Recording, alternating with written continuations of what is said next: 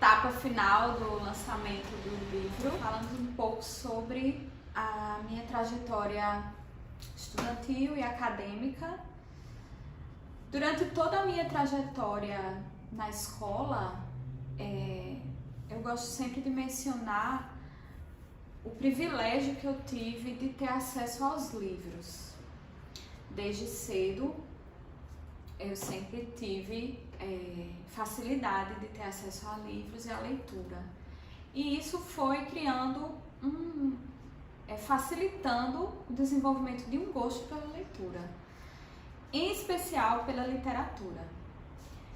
Já no ensino médio, creio que antes, desde a infância, muitos livros que eu gostava de ler.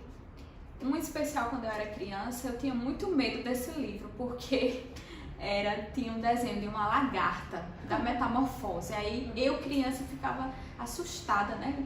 Que coisa estranha, né? Aquela processo, a transformação da metamorfose da lagarta na borboleta.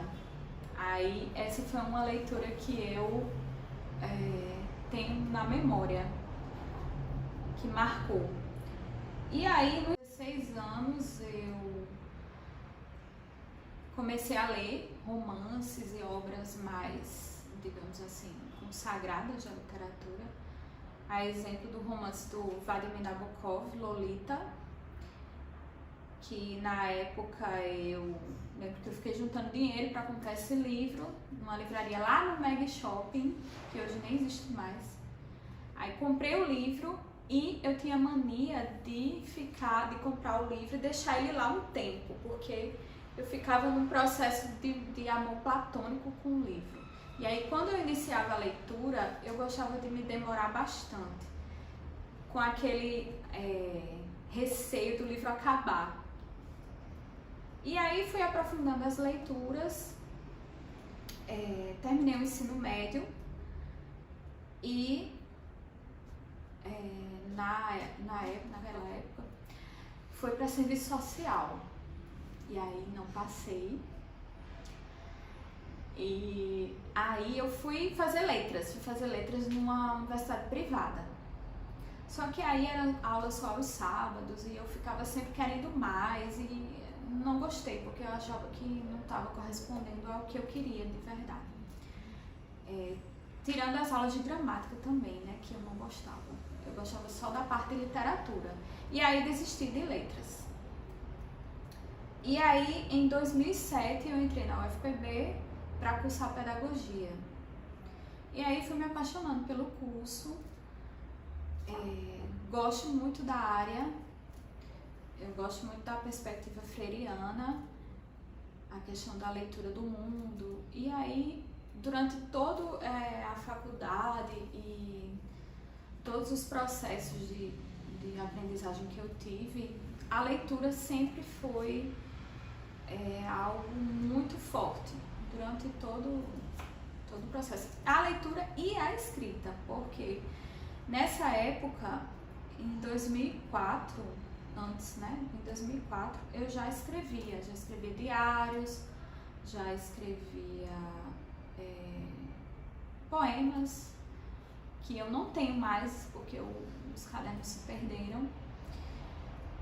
E aí, quando eu entrei na UFPB em 2007, conheci várias pessoas, tive acesso a muitas leituras, uma carga de leitura muito grande. E em 2004 eu já começava a escrever diários, poemas. E aí, isso foi se intensificando com o tempo.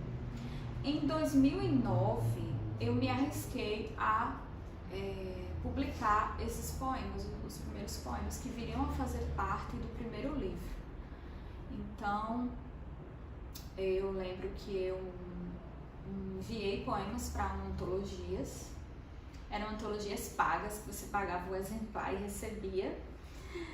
E aí eram umas edições bem assim, horríveis, mas bem bregas, umas capas bregas. Mas eu sentia que aquilo que eu escrevia há tanto tempo e que ia se tornando uma necessidade cada vez mais forte eu senti a vontade de compartilhar.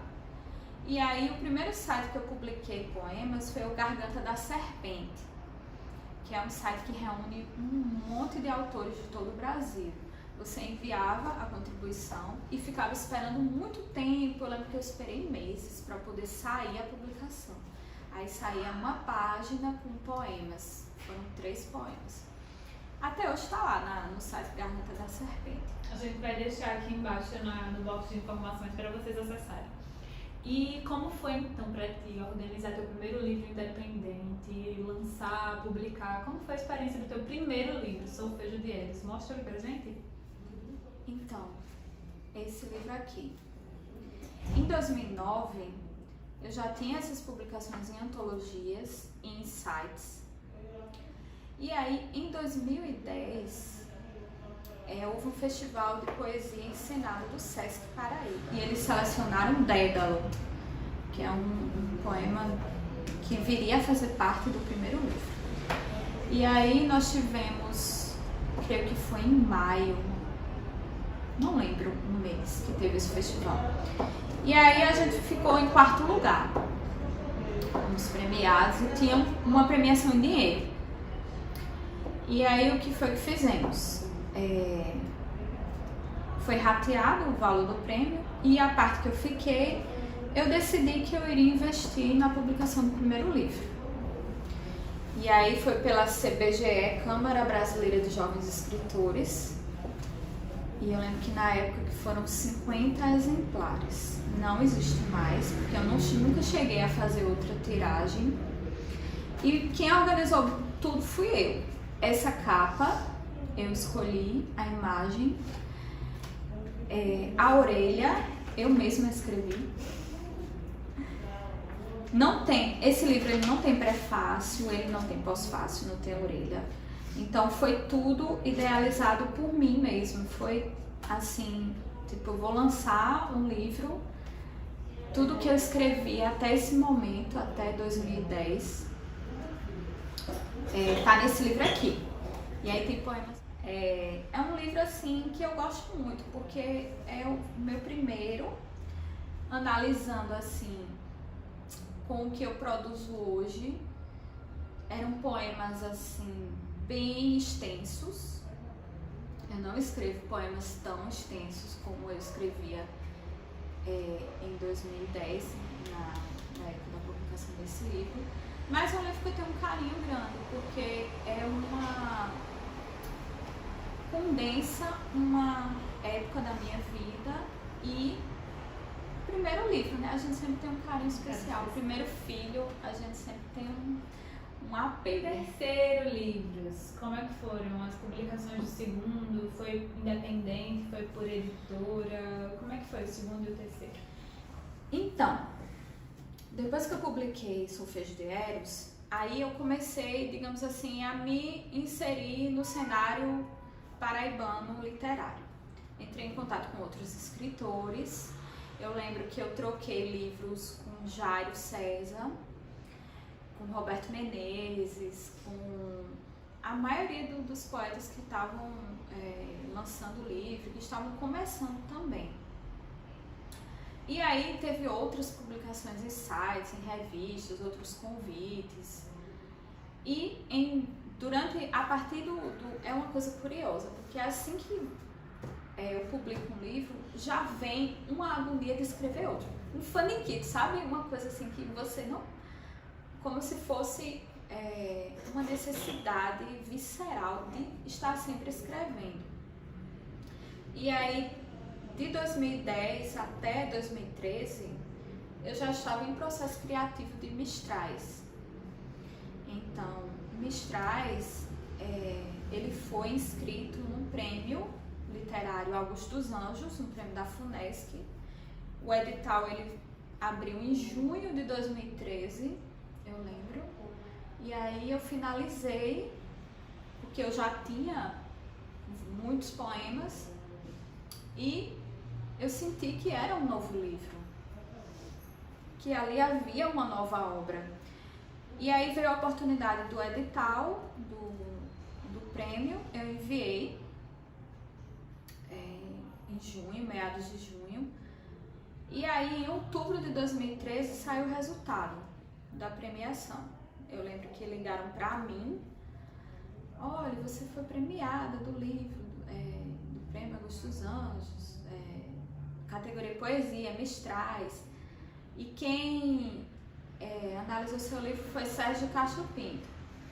Aí eu, eita, que massa, né? Eu fiquei muito feliz. De 2014. Demorou mais de um ano. Aí, trâmites do poder público, né? E aí a edição, confesso que não gosto dessa edição, porque o livro é deslumbrante e merecia uma edição pomposa e tão maravilhosa quanto. A gente já tem aí, então, né, duas propostas para a Triluna. Relançar Sofia Judieros e, de repente, relançar Mestrais também. Fazer uma duplinha bonitinha. Isso. A experiência com o teu terceiro livro, como é que foi? Foi bem diferente das demais, né? Foi tipo um salto maior pra ti. Sim, foi. Zarabatana foi um presente. Eu sempre gosto de lembrar que foi um marco exatamente quando eu completei 30 anos. E aí eu guardo como um presente do universo dos meus 30 anos. E ele já vinha em processo desde 2013. Em 2014, um dos poemas, Caluanã, ele foi encenado no Festival de Poesia do Sesc. O ensaio geral da performance é lindo, é lindíssimo. E uma dessas fotos, ela inspirou a capa de Zarabatana, que é justamente essa aqui. E que essa imagem da mulher dançando, ela é muito forte e ela era o poema encarnado, vivo naquele momento, em performance. E aí ficou com uma capa do livro. E não foi algo assim direcionado.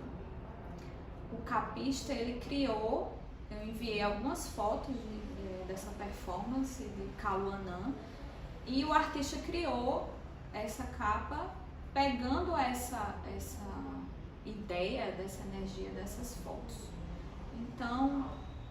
Então nesse, o processo criativo ele foi bem mais delineado e lapidado até o extremo do que eu queria fazer. Então foi algo bem, eu gosto de dizer que eu consegui domar o meu estado de bagunça transcendente.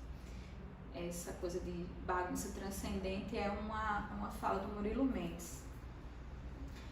E aí é um livro que eu amo muito, eu amo todos, e a cada livro você se sente assim, poderosa, que você está criando algo, de que você está fazendo uma alquimia e que aquilo tem poder e aquilo atravessa o tempo, atravessa a sensibilidade das pessoas. Não é só mais do poeta o que se escreve. Enquanto você não tá só você e o poema ali, é uma energia. Quando você joga para o mundo, já é um outro alcance, é uma outra dimensão. E aí ele vai reverberar de formas infinitas. E vai sempre manter um elo com o poeta, mas ele vai percorrer o mundo. A palavra vai percorrer o mundo. Tem um quarto? É o quarto. Nem tá aqui, né? Ah, não? Eu nem trouxe. Ok, peraí, vou pegar o meu. Esqueceu o principal. O principal. Né? Isso, meu Deus, que gafe.